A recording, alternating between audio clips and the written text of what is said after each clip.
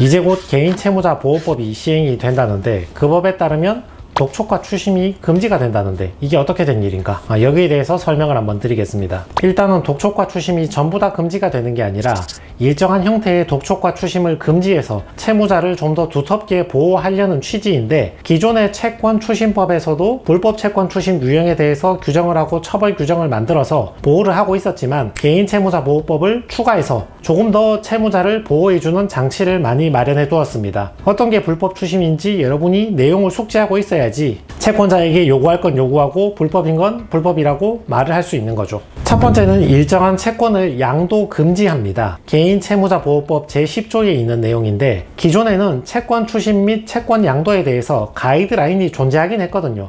그렇지만 정부에서 만든 가이드라인이고 행정 지도에 불과한 것이지 대부업체나 금융기관을 구속하는 효력이 없었기 때문에 실익이 작았는데, 이번에 개인채무자보호법에서 이걸 명문화를 했습니다. 채무자보호법에 따라서 채무자가 은행에게 채무조정을 요청해서 그 심사 중인 채권이 있죠.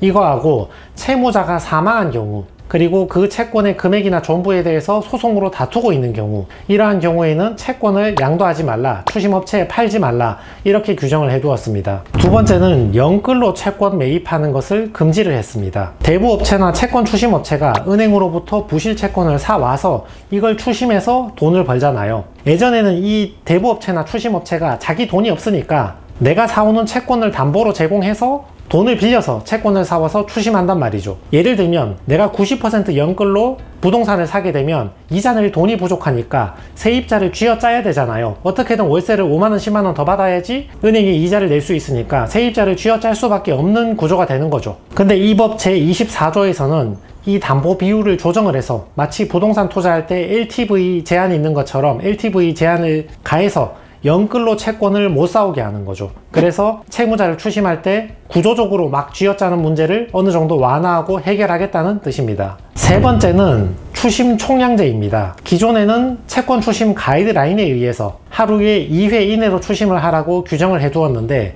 이게 법률이 아니니까 강제성이 없었죠. 근데 이 법 제16조를 제정해서 채권 추심을 할 때는 7일 동안 7회 이내로 추심해라. 찾아가서 말로 하든 전화로 하든 문자로 하든 내가 직접 하든 추심위임 업체에 맡기든 간에 아무튼 7일 내에는 7회만 해라. 이렇게 추심의 총량을 제한해서 채무자가 시달리는 양을 줄인 거죠. 이 부분이 채무자들에게 큰 도움이 될 것이라고 생각을 합니다. 채무가 연체될 때쯤이 되면 채무자들이 굉장히 정신적 스트레스가 많잖아요. 카드사, 캐피탈 5만 대서 다 전화 와서 돈 갚으라 그러니까 어떻게 갚으실 거냐? 언제 갚으실 거냐? 계속 갈구니까 채무자도 기가 죽어서 금방 갚아줄게요. 미안합니다. 죄송합니다. 이런 말을 계속 한다고 마인드도 떨어지고 일하는데도 계속 방해가 됐었는데, 이제 추심 총량이 정해지면서 내가 추심 독촉받는 양이 제한이 되니까 많이 해방될 수 있는 거죠. 네 번째는 추심유예제도입니다. 이 법 제17조를 보시면 채무자에게 중대한 재난이나 사고 등 즉시 변제할 수 없는 사유가 발생했다는 것을 채권자가 확인을 하게 되면 채권자는 일정한 기간 동안 채무자에 대해서 독촉과 추심을 할 수가 없게 됩니다. 아무래도 몇 해 전에 우리 코로나 팬데믹 같은 사회적 재난을 한번 겪었잖아요. 이렇게 사회적 재난이나 개인적 사고가 있는 경우에는 잠시 채권 추심을 유예를 시키고 금지를 시키는 것이죠. 다섯 번째가 연락 제한 요청입니다. 이 법 제18조에 규정이 되어 있는데, 채무자는 채권을 추심하는 사람에 대해서 특정한 시간대에 특정한 수단으로 추심하지 말라고 요청을 할 수 있습니다. 예를 들어서 월요일 오후 1시부터 월요일 오후 4시까지는 업무상 많이 바쁜 시간이니까 이때는 추심하지 말아달라, 이때는 전화를 자제해달라, 이렇게 요청을 할 수 있는 권리를 명문화를 시킨 거죠. 채무자가 정당한 이유 없이 단지 채권 추심을 막기 위해서 이런 요청을 하면 그때는 이 요청을 들어주지 않아도 됩니다. 여섯 번째는 추심업자의 선정에 대해서도 의무가 부과됩니다. 이 법 제27조에 규정이 되어 있는데, 은행이 직접 추심을 안 하고 추심을 대행하는 신용정보회사에 채무자에 대한 추심 일을 맡기잖아요.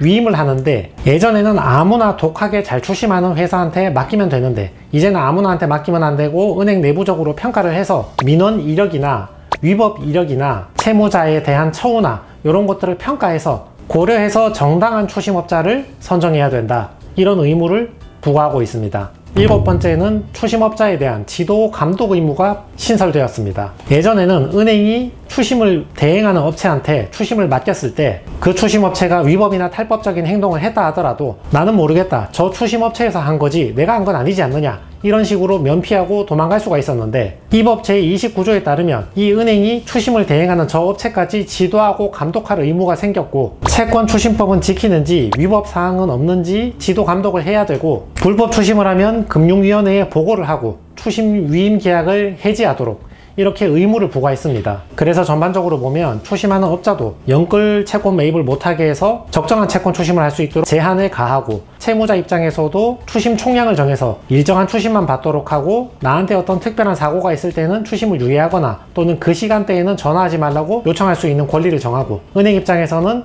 나 대신 추심하는 업체들을 지도 감독하도록 탈법적인 일을 하지 않도록 의무를 부과해서 종래의 채권 추심법 플러스 개인 채무자 보호법에 의해서 더욱더 두텁게 채무자를 보호할 수 있도록 규정을 해두었습니다. 종래 채권 추심법 같은 경우는 소극적인 규정이잖아요. 대부업체가 이런 행위들을 했을 때 처벌할 수 있다. 그 정도 규정이었는데 이번 개인 채무자 보호법 같은 경우는 은행으로 하여금 대부업체나 추심업체를 전반적으로 관리하고 지도하도록 의무를 부과해서 채무자를 좀 더 두텁게 보호하는 취지가 있다. 그렇게 이해할 수 있습니다.